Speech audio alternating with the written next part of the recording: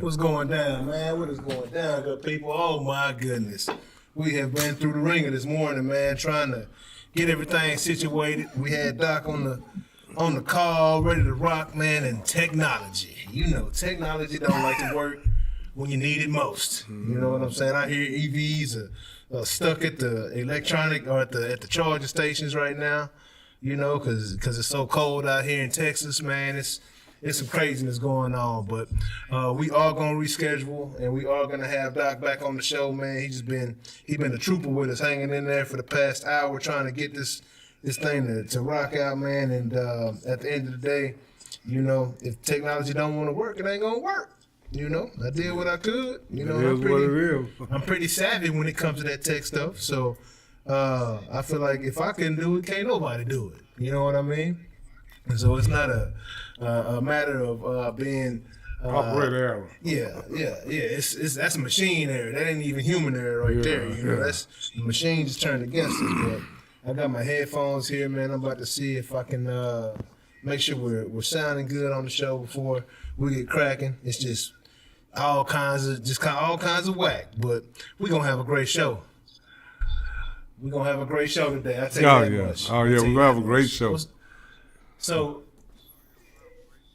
and if you don't know, now you know. It's your boy J.A., a.k.a. Jonathan Anderson, your host. Yes, sir. And here with my awesome co-host, Mr. My Unc. Y'all know what it is.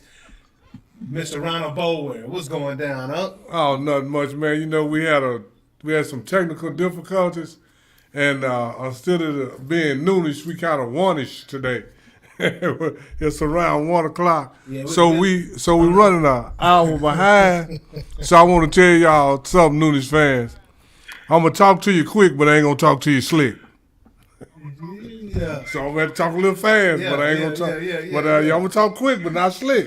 Hey, man, you know, you might need to. Don't tell me I'm talking too fast. You need to hear a little bit quicker. You know what I'm saying? That's how that go. But yeah, we still gonna have a great show today, man. Got a lot of good topics to talk about. Got a lot of stuff to talk about. Oh my. Man, it's all good, man. You know, we, like I said, the DOC was about to grace us with his presence today, man. Due to the weather, he couldn't make it in the building, and due to the technology, he couldn't make it on Zoom. So we're just gonna reschedule that whole thing, you know. But it's all good to go. We're going to have a great time, and let's get into these topics, man. Starting out with,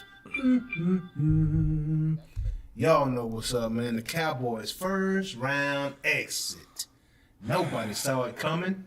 You know, typically, I don't like to jump on that train too quick because of this. You know, it is pretty unfortunate how this thing ended up, man. At the game, it was just a weird feeling, man, and it seems like they didn't wake up until they were down by 27, you know? If you ask me, I'm accustomed to seeing Dak do that. I don't know if they woke up or the other team let up. Yeah. I think it was more Green Bay let up than them waking up. The other team absolutely let up, you know? And again, if you ask me, Dak got paid $160 million off of games just like that. Well, no, not really, because you know that got a winning record. I mean, he's a regular season quarterback. Man. His failures is in the playoffs. Yeah, no doubt about that. So you know he's 2 wins and 5 losses in the playoffs. So he get us to the playoffs. He just can't win when he get there. Yeah, I mean, and also, look at this. You know, his non-division record is not very good. He dominates within our division because the division's been down, right? We thought that Eagles win was a big deal until we see that the Eagles ain't that good. Eagles got beat by the Bucs in the playoffs. Yeah. You know? Yeah, they went to the Super Bowl last year, but they lost their offensive coordinator and their defensive coordinator. So that makes a difference because those are your teammates. Sirianni no longer looks like the champion that he once was. He looked like a hero last year. You know, I say Sirianni and my Siri go off on my phone. But, you know, that Eagles team is not who we thought they were. And so that win is not as impressive as we thought it was. And it's unfortunate, man, what we Cowboy fans have to go through year in and year out, man. Like, I want to dig into it, and we'll get to that here in a second. But what were your thoughts on the game, Monk? On the game, it looked like they was not prepared for what Green Bay was going to do. Man. And that goes back to, I'm just going to say it like this. I've been, Dallas I have said this on the show before when the season started. I think a lot of our players are overrated. Oh, no doubt. And I think Mike McCarthy is who he is. We have turned into the same team that he had in Green Bay. Yeah. Pretty much. Yeah, front runners, and everybody talk about how great Aaron Rodgers was, but Aaron Rodgers only got one Super Bowl. Yeah. And the thought is in Green Bay is that Aaron Rodgers won the Super Bowl not because of Mike McCarthy, but in spite of Mike McCarthy. Because during the game, every weakness that we had in the first game, we had in the playoffs. Yeah. The first defensive series, 3rd down and 9, we hold them, right? Yep. Penalty. Give them a first down. That was a bogus call, though. And it doesn't matter. It was a call, but it was bogus. It doesn't matter whether it was bogus or not. But it's the thing. Eliminate all of that by, it was the same thing all over again. Yeah.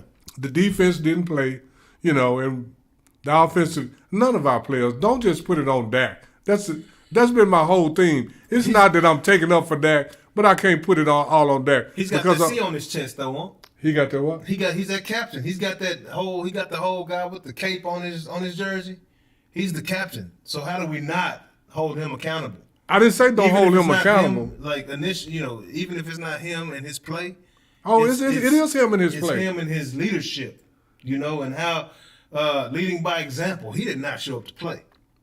Well, this is the whole thing. Kind of gave up on. I think in sports, how they talk about leadership. Now, I've been involved in sports pretty much all my life, and I think they talk about leadership in sports is not like they say it on TV. Because if me personally, I am a DB, and how Dak Prescott plays has nothing to do with how I play. Our defensive backs played horrible. So I don't need Dak to play good to cover the man that I'm on. No doubt. No doubt. Then our defensive coordinator, he's overrated.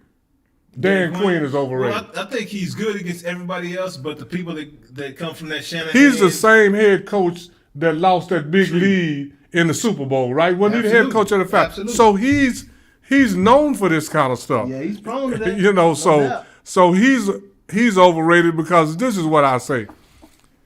Why would you? Okay, that I've heard all kind of excuses why Dallas was playing zone. Gilmore hurt his shoulder, and so we played zone to try to hide Gilmore. But if you're playing zone and you don't know what you're doing, you might as well play your regular defense. Yeah, get up because there. Their receivers was wide open at least 10 times on blown coverages because we were running defenses that we hadn't ran all year. And if Gilmore is that hurt, excuse my language, put his ass on the bench. Yeah. And if your player that's backing him up is no better than a 70% Stephon Gilmore, he don't need to be on the team. Yeah, no doubt. No doubt about that. And the whole problem starts with Jerry Jones. Jerry Jones has accomplished what he wanted the most. Yeah. But Dallas Cowboys is the most expensive sports franchise in the world. I mean, that's what FC London. Jerry Jones is a businessman before anything. Yeah, Jerry, and so Jerry therefore like that cake, that money. He's made his business, which is the Dallas Cowboys, the richest franchise in the world. And as a businessman, he has accomplished what he wanted. But as a general manager, he sucked. He's horrible at evaluating talent. We wasted a number 1 draft choice on Najee Smith. Yeah, that was a bad pick. That was a bad. And actually, over the last 10 or 12 years, the only guys that we have got that panned out is Diggs, Parsons, and who else? Zach Martin. Everybody else, and Tyron Smith, but but they sometime it. The whole team, and this is what I want to say about the Cowboys. They are a team personified because they stuck together. Everybody played terrible. Well, I mean, Everybody played terrible. I feel like they are front runners, no doubt about it. And my microphone is extremely loud. But that game right there was just pathetic, you know. That's who they are. And a lot of That's who they are. you know that I mean that's that. All right, hold on. We'll be right back, y'all. I can't do this sound, y'all. I'm sorry. I know we just started, but I can't do this sound. We'll be right back.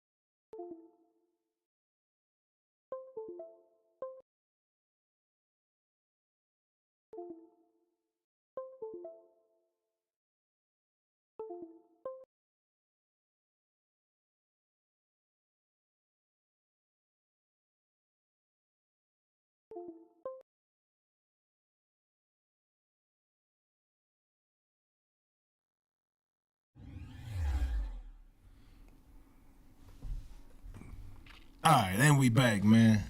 So, as I was saying previously, man, them boys, you know, that was the biggest letdown. And like my whole thing with Dak, it is I know he didn't lose the whole game. I know the defense could have played better. I know a whole lot of different, you know, things could have been better, right?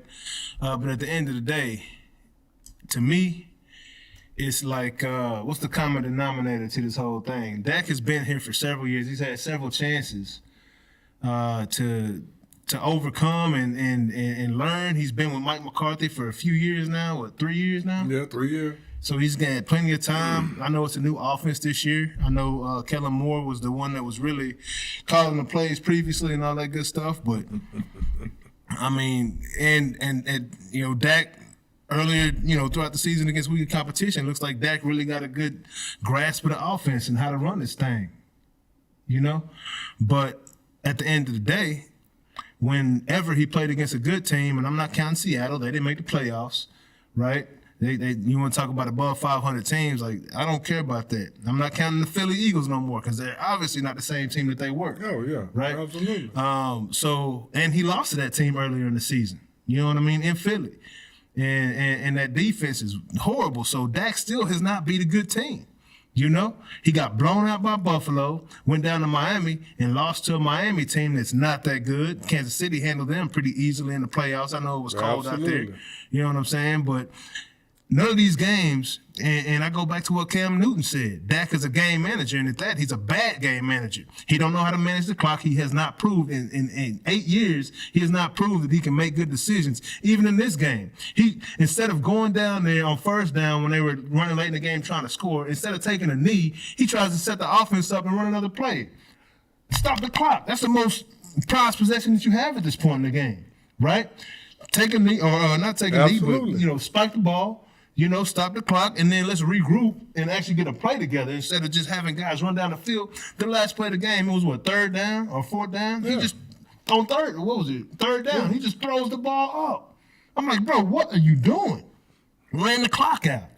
You know, Dak does things that don't make sense to me. He got that from Mike McCarthy. You know? His coach is a bad game manager, time manager. So Dak did that with Jason Garrett.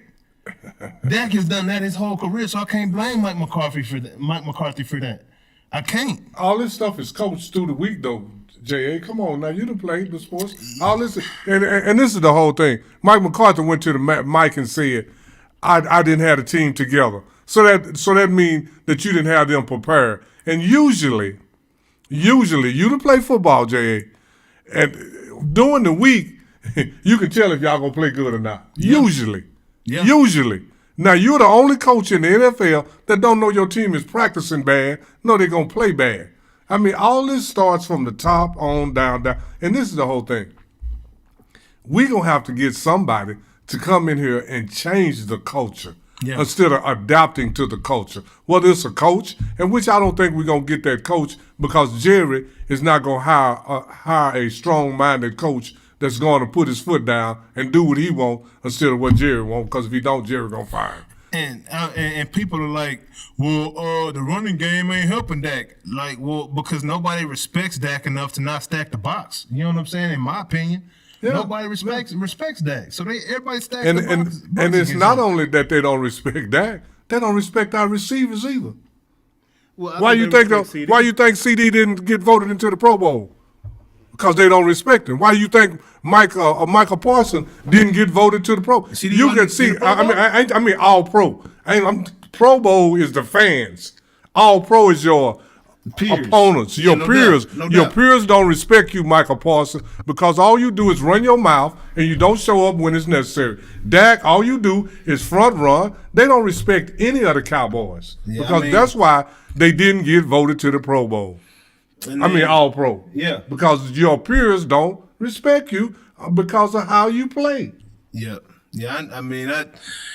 Zach Martin, he got top 3 guard money. Did he block like a top 3 guard? No. At the time D. Lawrence got his money, he got paid as a top 10 defensive end. Everybody is adapting to the weak mentality culture. Yeah. You got to get a player, and I have fallen into the trap of this too also. Every time we see players arguing on the sidelines, and I went in on Patrick Mahomes earlier. Yeah. But this is the thing. I have never played on a team where everybody liked each other, where it wasn't a little fussing and a little cussing and a little fighting going on. But you know what? All those teams succeeded. But when the Cowboys are playing bad, everybody, all they do is go sit down and act like everything is fine. Nobody's throwing a helmet. Nobody's cussing nobody out. Nobody's even cheering the other one on, saying, come on, we can play better. They all go sit down and look sad. And that's a bad look. That's everybody, we criticize players like, even Tom Brady was on the sidelines fussing. Oh, is that leadership or what? Hey, it's accountability. Like, say, man, you can't keep blocking like that. You can't keep running like that. You can't keep catching like that. And then it's going to make the player mad that you're telling it to, but it's also true. And Dallas has none of that. They have none of that. Mike McCarthy's not holding anybody accountable. Dak Prescott is not holding anybody accountable. And this is the whole telling tale. What Stephon Diggs said to Dak in the offseason, in training camp. Oh, when he called him a little bitch. He said, shut your bitch ass up. Yeah. They don't even respect each other. They don't respect Dak. They don't respect each other because nobody. Listen, it's not just Dak. I've been saying. And this is the whole thing. Dak. Our receivers, just like Cook, that defensive back actually took the ball away from Cook on that interception. Yeah. I mean, if you're a receiver in the NFL, you shouldn't he went over the top of Cook, pushed Cook to the side, and took the ball. Cook is too small. Yeah, all of that did happen. And CD during this particular game, he didn't get any separation until they went to soft coverage. Yeah. Early in the game, a couple of balls hit CD in it. They wasn't perfect. No, not even close. But this is the thing. You're in the NFL. When the ball hits you in the hands 3-4 times, you should come down with at least one of them. I mean, it doesn't matter. But CD is not strong enough. If that would have been Dez Bryant, because I saw somebody on there say, CD or Dez, who you got? I got Dez. Yeah, I got Dez all day. Dez, if Dez was CD, on the team right now, he'd be our top receiver. Yeah, because CD is not big enough or strong enough or whatever you say to actually, when he is in a battle for the ball, he can't come down with it. Yeah. He never does that. The ball always bounce off, and then when he miss it, he slump his shoulders and look at Dak and walk back to the huddle and say, I'm like, come on, man. Nobody on the Dallas Cowboys got no cojones. I'm going to say it like that. They just don't play like they it's hard they to don't argue want that it right bad now. enough. It's and I hard to want to give argue that. Green Bay this much credit. I will say this about Green Bay. Green Bay is good with quarterbacks. Yeah, oh yeah, Jordan. Because Love, this is they got the blueprint. But this is for bringing a quarterback up. But this like is what up. Green Bay does that nobody else does. Green Bay draft a quarterback, let him stay behind, and establish quarterback 2 or 3 years. Ship the old quarterback off. That's the same thing they did with Brett Favre and Aaron Rodgers. Now they did it with Jordan Love. But everybody else in the NFL, they get a quarterback, they throw him in, and want him to start winning. Yeah. And a lot of times that's a recipe. Because by the time he developed the ability to adjust to the NFL, he's shell-shocked. Yeah, it's too late. He's shell-shocked. Yeah. Yeah, man. And and what Cam Newton said is absolutely true. Absolutely Dak true. is a game manager. Yeah, but you know who's also a game manager? Who's that? Tom Brady. Tom Brady is the greatest game manager. Tom Brady made plays with his mind. Tom Brady knew where to go with the ball before the snap. He wasn't about to go out there and do like no Lamar magic or nothing, but he knew he's managing the game. He's not bombing you away. He's killing you with Julian Edelman getting 140 catches and all those guys like that getting 10 and 20. He managed the game the way he run the ball when it needs running, throw it when it needs throwing. Tom Brady is a game man. He's not a game changer. He's not going to change the game on his own. I mean, you can't say that now. Oh, yeah. Come on. 7 Super Bowls. That's what Cam Newton said it. You know? Cam Newton said it. I'm agreeing with Cam. You agree? Yeah. 7 Super Bowls is. What he said. I can't agree with Tom Brady now. Tom Brady got more Super Bowls than anybody. So he obviously a playmaker. He make plays with his arm. Make plays with his decision making. You know what I'm saying? Ain't that managing the game, deciding what to do? You managing the game. You're not Tom. When I think of a Tom Brady is not having. Tom Brady has never been considered the most, even the top 5 most gifted quarterbacks anytime he played. No, I never say gifted from a talent perspective, but from decision making. That arm, that's managing the game. That arm, decision making. That arm is talented. He got arm talent. Tom Brady. He wasn't going 70 yards. He wasn't this is the whole thing. When he went to Tampa Bay, Mike Evans and Godwin got mad at him because he couldn't throw the deep ball to them. They had to change the offense to those shorter passes. He's managing the game. He's not overtaking the game with his personal ability, and that's what a game change. Cam Newton is a game changer, but he didn't change enough to win a Super Bowl. Not necessarily the best thing to be, because most of the quarterbacks, if you go down the Super Bowl, most of them wasn't gunslingers and all that. Most of them were game managers. They know what to do at the right time, and that's managing the game. To me, this is just all my personal opinion. No. I think Tom Brady is the greatest game manager of all time. That's what made him great. You said you think Tom Brady is? Yes, I think Tom Brady is because he's not a game changer. He's not going to go out there and just light it up all by himself. He's not going to take off running on third and whatever. He's not going to push. He's not going to do nothing. No, but he's going to make the right decision. That's game managing. That's game. In my opinion, game changing is what Cam Newton did. Take a whole bunch of average guys and put up a whole bunch of stats, dive over people from the 5-yard line, run 90. I'm going to tell you a game changer right now. Josh Allen is a game changer, but he's not winning in the playoffs. You talk about you just made a comment a second ago, right? And talking about Tom Brady and I forget exactly what you said. My bad. Making the right decision at the right time is more important than having a strong arm, fast legs, and all of that. Absolutely. And that's what I'm talking about, Tom Brady. Tom Brady made the right decision at the right time. And a lot of times he put the ball in the people's hand that will make the plays. And that's managing the game. Oh, yeah. That's what I was going to say. He's not going to bombs away on you. He's going to manage the game and should be. And this is the whole thing. People take that as a criticism. That might be a good thing if you know how to manage the game, because a lot of these game changers is not getting it done. Cam Newton. Yeah. Well, what I'm saying is this, right? And this is the point you just made a second ago. So, Tom Brady, right? He didn't have. When can you name a superstar around Tom Brady besides Gronk, right? What superstar he had Randy Moss 1 year. They didn't win a Super Bowl that year. He had a superstar. So Tom Brady elevated the people around him. No. A bunch of guys that were good players, but nobody great. They were great at what they did. You mean when Julian Edelman catch 140 passes and 90 of them is for first downs? That's not great.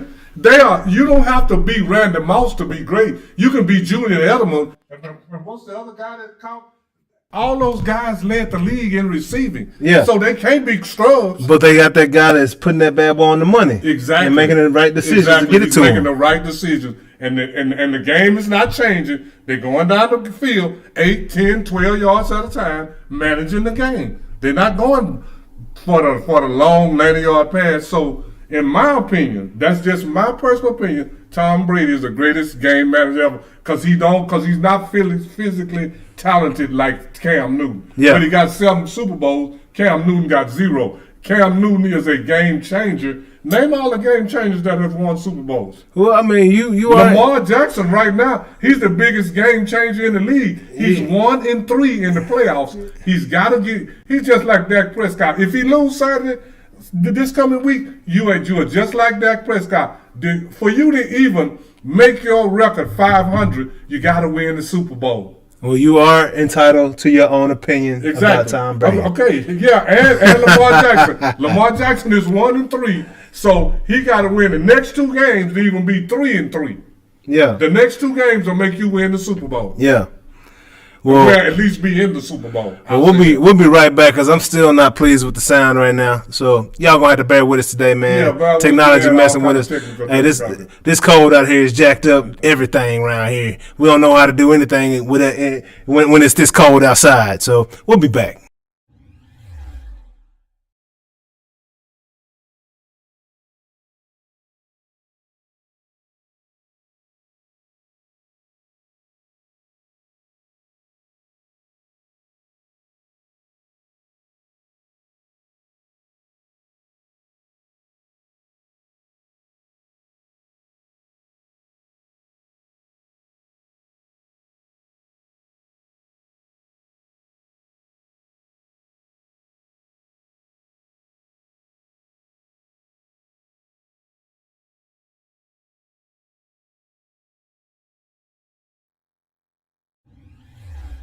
We talking about Jordan Love and the Cowboys. Let's get off topic.